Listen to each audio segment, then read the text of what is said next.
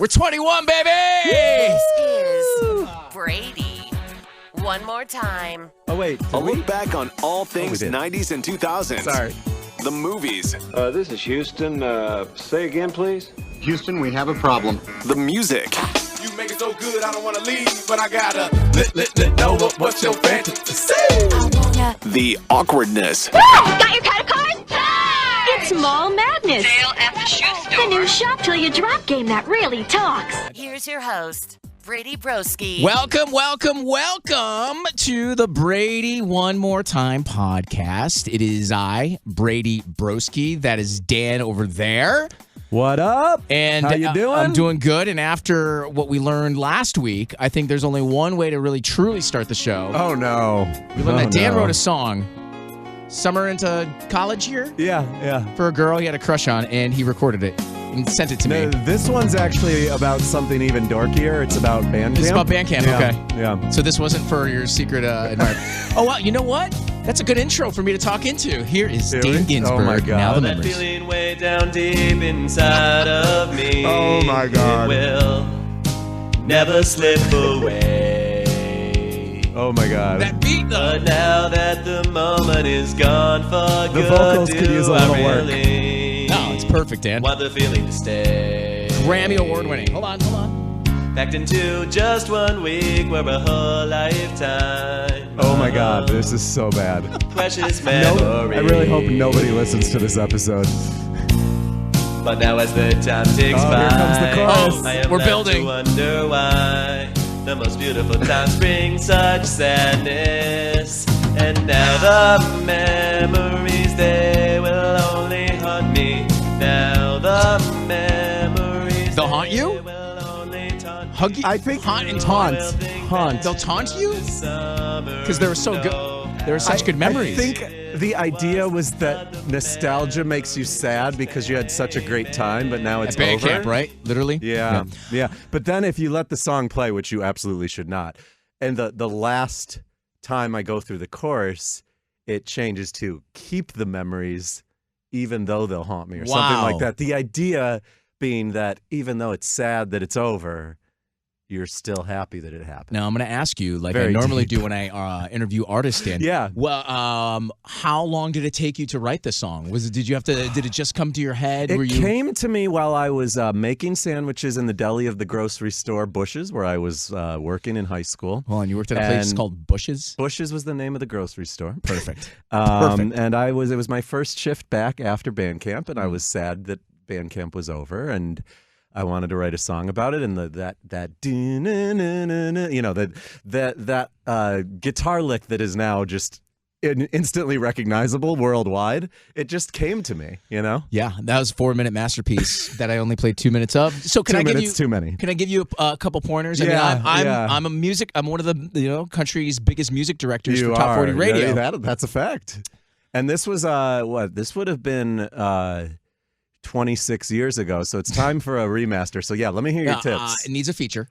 Okay, it needs a feature. You want to rap verse? Nope. We need a little, maybe a little Dirk or just one of the Lils. Lil Wayne, yeah. If you could cut it down to 2 minutes, just because back then 4.5 minutes was okay. Now. And maybe like a second version, like a K-pop version. Okay. Yeah, maybe a foreign language version. Yeah. Maybe a reggaeton version. Maybe we could get BTS to do something with it. They probably would love to. They're easy to get a hold of. I've heard, yeah. No, I have them all on speed dial. That is Dan's song, his original, Now the Memories is what it's called, his original song that goes to which album? What album? That was, the album was called Walk With Me. Walk With Me it was more of an EP. Walk With Me was the song for the girl that you had a crush on. Yes. Okay. Yes. This is the follow-up. And I'm checking Media Base, and yes, Now the Memories now has one spin. It's a hit. We'll come back to that over and over again if you don't mind. Yeah. I gotta hear. You gotta send me the other one. That could just be the intro to the show. You knew I was gonna play it if you sent it to me, right?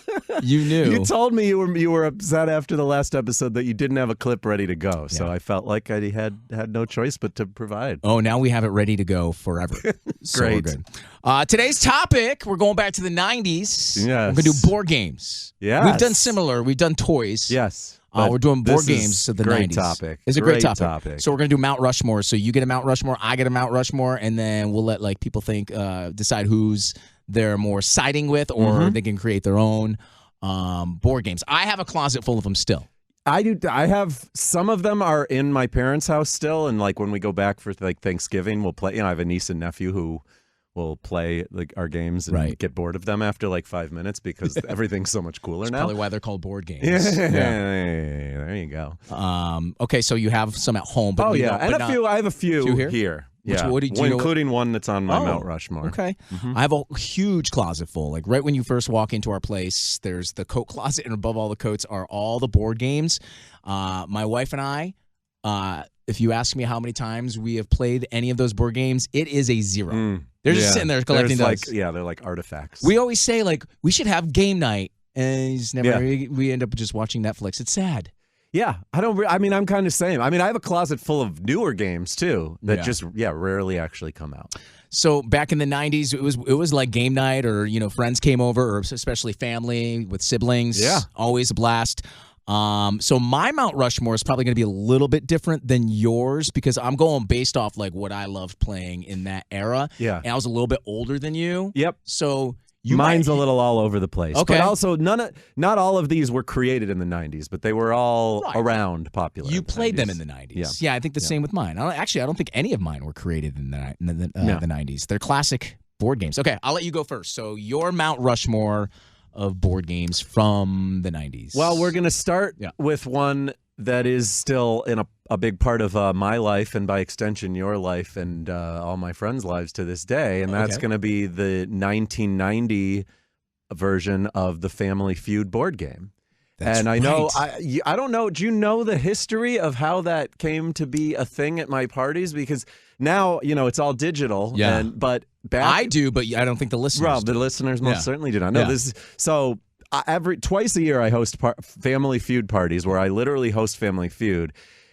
But it started with the 1990 board game that my family played growing up. It was Family Feud questions. It was very not intuitive, but you had like a plastic board and you would slide. There were like a bunch of different answer sheets. So whatever round you were doing, you needed to have a host. They would like slide a sheet of paper in, and then there were little yellow plastic tabs. So like, if I did a question and you guessed an answer and it was number 2 and I was hosting, I would look and I would see you got number 2, and I would like slide out the tab so that the answer for number 2 revealed itself. Survey says, and then you pull the tab. And I still have that game and when I first started hosting people, when I moved to Chicago like 15, 16 years ago, that's how the feud tradition started, was us. 7, 8 of us. When I first moved here, I didn't know a lot of people. Yeah. We would sit around and play that, and I'll get sarcastically way too into it. Yeah. And then at some point, it evolved into the digital version. I did some Googling, discovered there was this software out there that had all the music and sound effects, and it became what it is today. But belongs on your Mount Rushmore. It has to be on my Mount Rushmore. And yours alone. And yours alone. Yeah. There's nobody else listening right now has ever. It was around. I don't know. It was. I don't think it was popular. I never heard of it. Yeah, I don't know. I mean, Family Feud, the TV show, was certainly popular. Of course, then, I don't remember the game though. Yeah, I don't know. But this is your Mount Rushmore, Dan. Yeah. Okay, that's number 1. What else you got? I got to go with the Jumanji board game, and that was very 1990s. So 90s. And you couldn't get a board game that was more fittingly tied to the theme in the movie. In this case, that it was surrounding. So I feel like.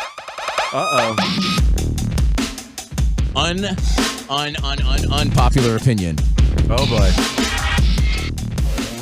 Jumanji the movie was just I wouldn't put it up there as one of my favorite movies. I wouldn't disagree. Oh, I get murdered when I say that. Really? Yeah. Huh. It's just sorry, carry on. I mean, no, I also haven't watched it in 20 plus years. Don't bother. Okay. It's overrated. I don't ever remember it was never one. In fact, I've probably only ever watched it once. It was not a movie I went back like Home Alone and Willy Wonka and all of the childhood classics and rewatched. Okay. But the board game was fun. Yeah, it was a lot of action going on in the board game. Yeah. Okay, very 90s. Okay, that's number 2. What else you got? So created in the 60s, but reissued in the 90s, and I feel like this one was reasonably popular in the 90s, Mousetrap. Loved Mousetrap. If we were doing one in the 80s for me, that is when I dabbled in the Mousetrap. That was when you had your Mousetrap peak. But actually, I wouldn't put it on I wouldn't put it on my Mount Rushmore because here was the thing with my experience with Mousetrap. We wouldn't actually play the game. You would just build the trap. We would just build the trap. Yeah. Because the whole game, you have to, like, get to build it, right? You have to, like, win. Yeah, every round you have to land on the right thing, and then the thing has to actually work at the end to trap them.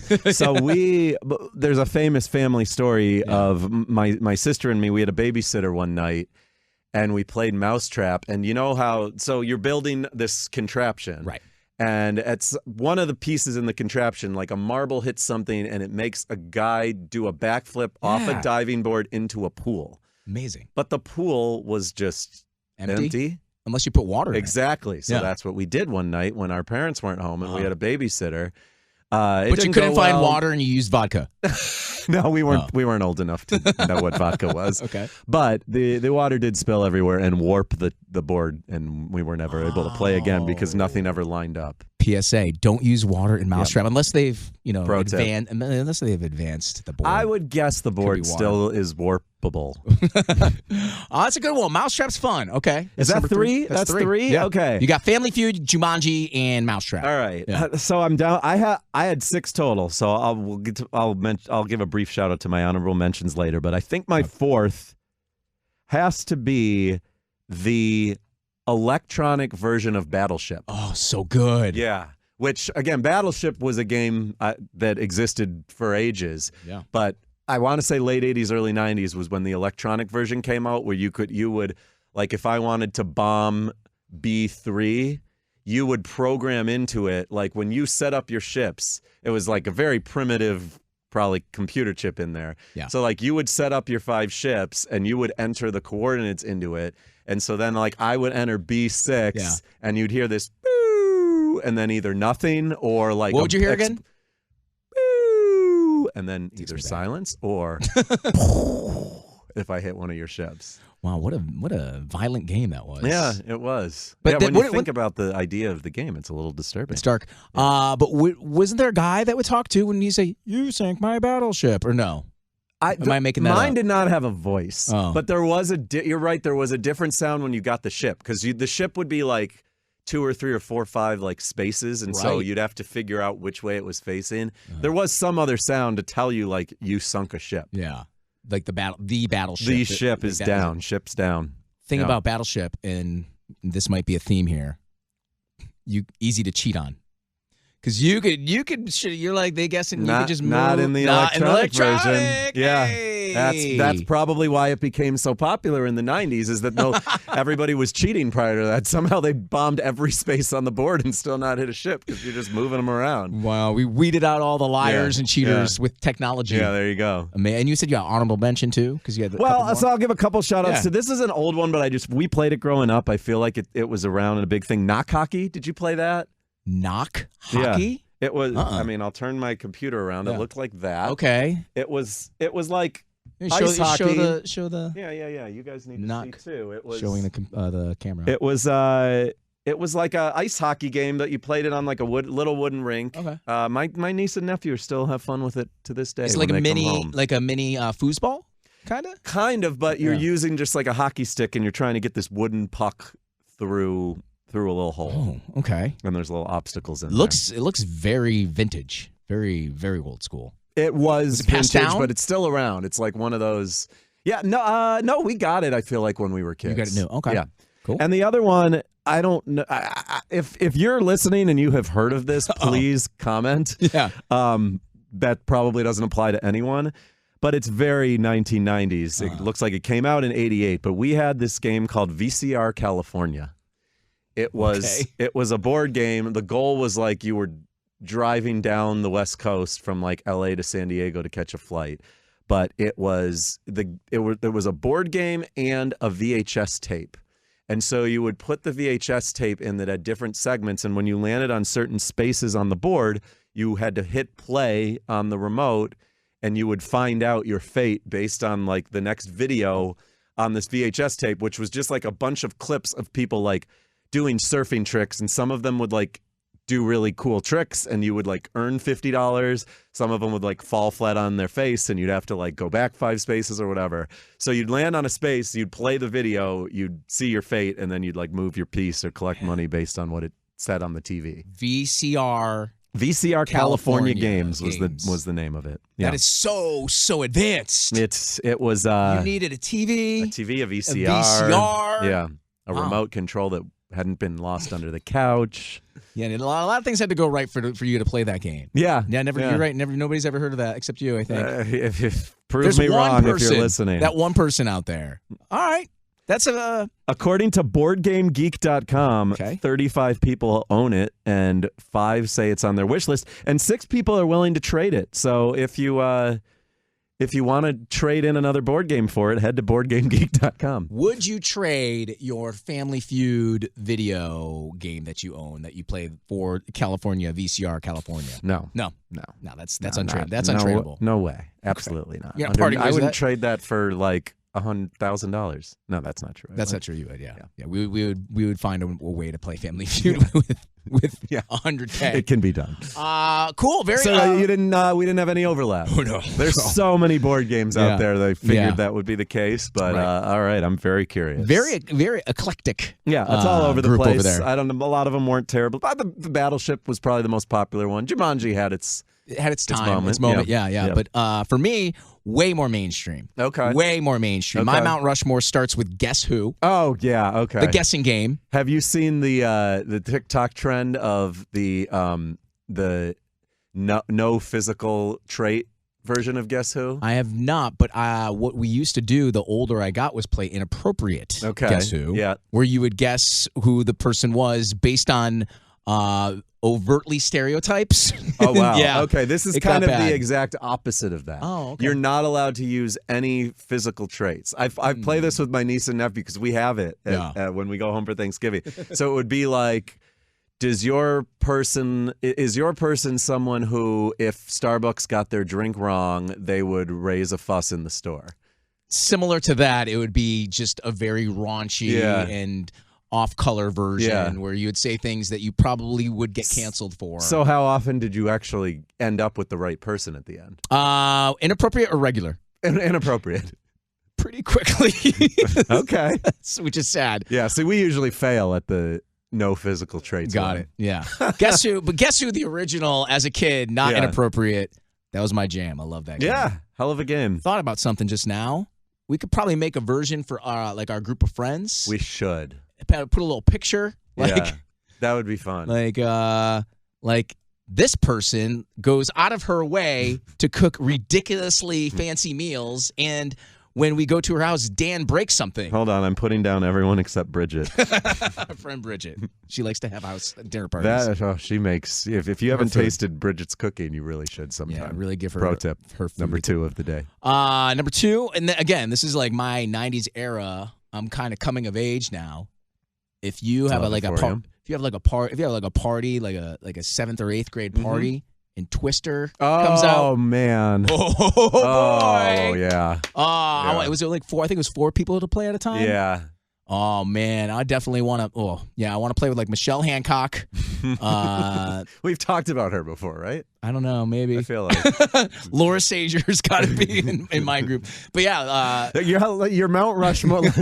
New topic. Rushmore. Your Mount Rushmore of people you want to play Twister with from 7th grade. Mine would be Rebecca Rankin. Okay. Carly Kleiman and Christine Wielopolsky. Did you write songs about any of them? No, I wasn't. That was before my songwriting days. But those were my 6th and 7th grade girlfriends. Shout out to them. Hope they're all doing well. I think they're all married with children. Their names aren't that anymore. They have new last names. Yeah. There you go. So Twister's on. I mean, just so much fun, and you get all tangled up, and then you fall, and then it's funny, and then it's cute, and then all of a sudden you're playing 7 minutes in heaven. Yeah, it was definitely like, I feel like maybe not officially, but framed as like a flirty. Oh, yeah, for sure. Yeah. You weren't playing that with your parents. No. You had to take off your shoes. Remember? You had to take off your shoes. It was like a mat, right? With 4 different colors, and then you spun. Spin the thing. Number 3 on my list. So I got Guess Who, Twister. Number 3, zero strategy involved, which is why I loved it, because I don't have a lot of brain cells. It is sure you do. Yahtzee. Oh, I love Yahtzee. Come on. We play that still, too, at the old house over Thanksgiving. Great game. Yeah, it's a good one. Yeah, that's one of my mom's favorites. So shout out to Tamaram. Always wants to play us some Yahtzee. Don't sell yourself short. There's some strategy. A little. Like, you got to decide, am I going to put these toward the ones or toward the three of a kind? Yeah, that's fair. And last but not least, on my Mount Rushmore, I'm pretty much going like super mainstream here with Guess Who, Twister, Yahtzee. Yeah. I was going to put Monopoly on.